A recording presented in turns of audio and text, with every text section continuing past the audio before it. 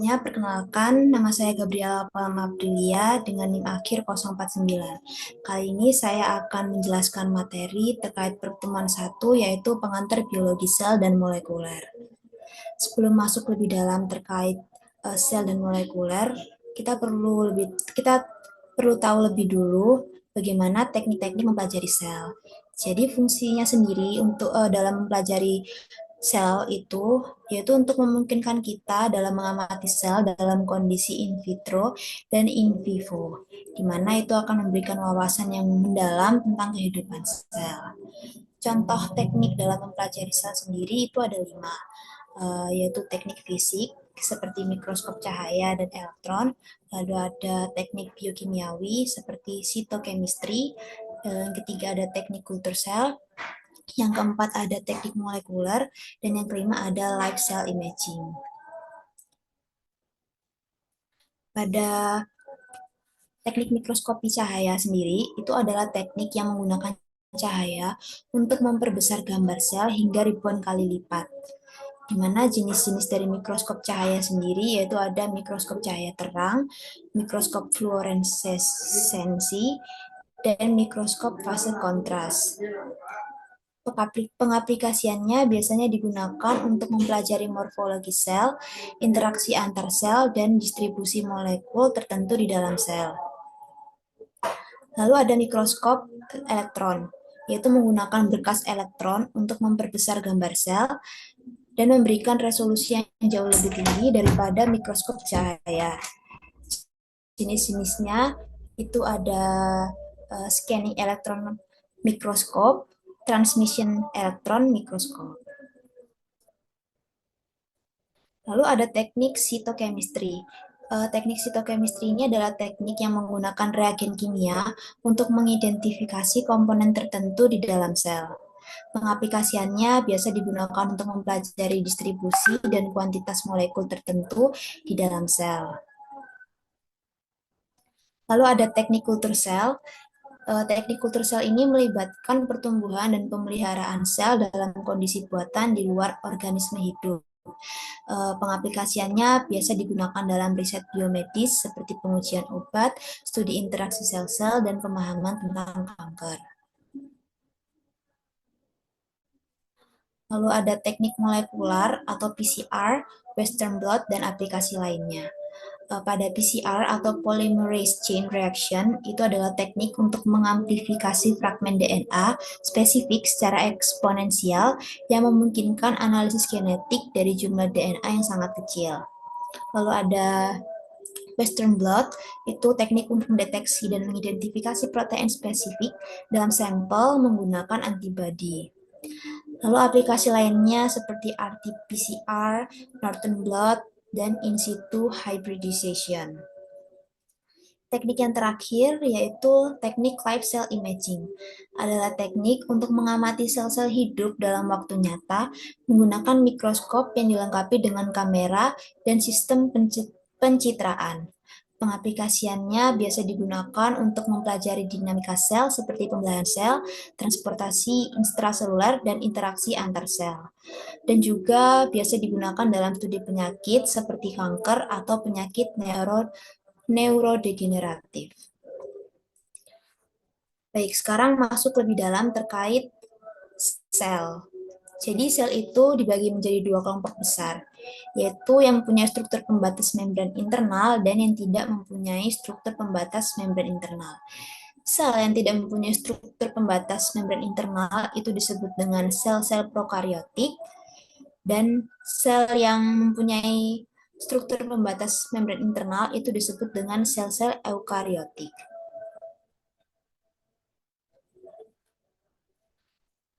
Sel prokariotik sendiri itu adalah sel sederhana yang tidak memiliki membran inti, di mana materi genetiknya itu berupa DNA sirkular yang berada di dalam nukleoid, yaitu area di sitoplasma tanpa pembatas membran.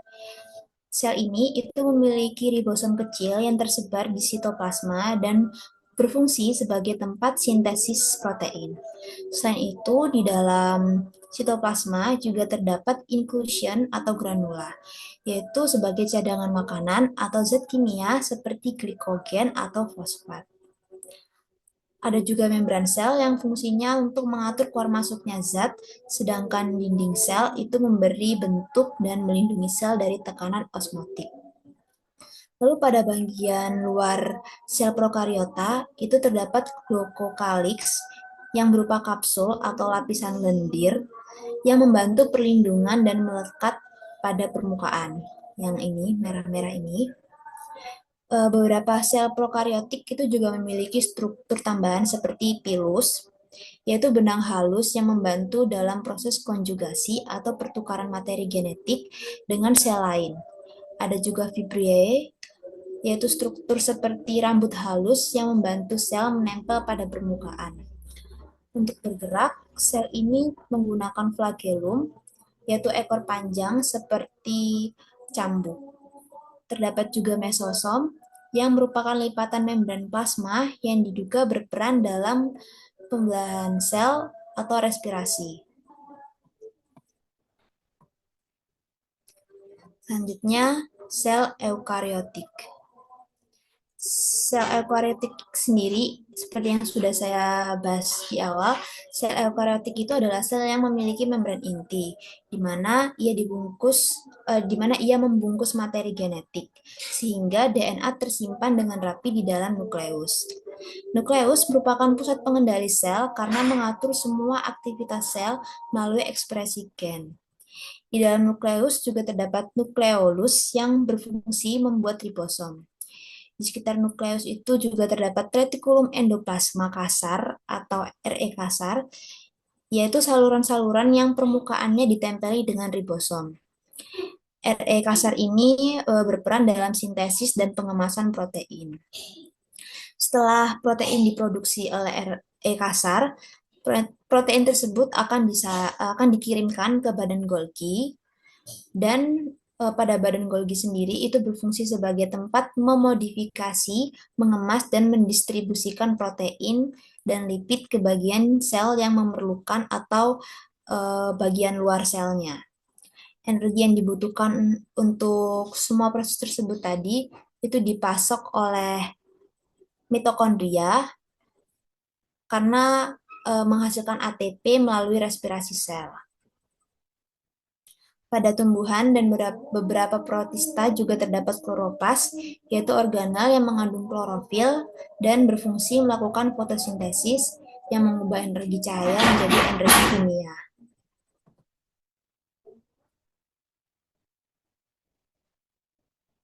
Lalu contoh beberapa mikroba eukariotik yaitu ada alga sel, ada fungi sel, dan protozoan sel. Contoh dari sel eukariotik sendiri itu juga seperti sel tumbuhan dan sel hewan. Namun terdapat beberapa perbedaan pada sel hewan dan sel tumbuhan. Perbedaan umumnya yaitu pada dinding selnya. Pada sel hewan itu tidak ada dinding sel, sedangkan pada sel tumbuhan itu terdapat dinding sel. Lalu pada sel hewan itu eh, tidak terdapat kloroplas, namun pada sel tumbuhan itu terdapat kloroplas. Lalu pada sel hewan itu terdapat vakuola namun kecil, sedangkan pada sel tumbuhan memiliki vakuola juga namun lebih besar dibandingkan pada sel hewan. Pada sel hewan juga terdapat sentriol, namun pada sel tumbuhan tidak terdapat sentriol.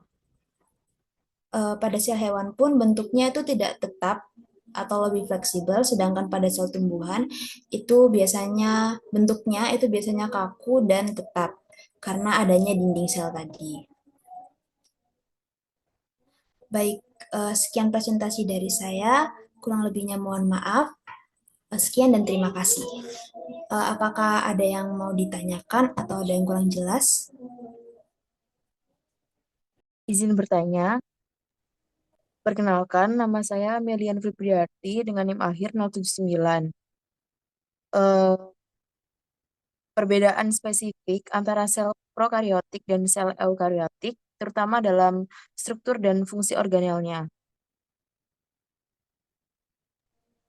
Baik, jadi Perbedaan utamanya sendiri itu pada sel prokariotik itu tidak memiliki membran inti atau organela terikat membran dengan materi genetiknya terkonsentrasi di dalam daerah nukleoid. Sedangkan pada sel eukariotik itu memiliki membran inti yang membungkus materi genetik dan berbagai organela seperti mitokondria, retikulum endoplasma, dan struktur lainnya. Jadi setiap organela pada sel eukariotik itu memiliki fungsi spesifik untuk kelangsungan hidup sel.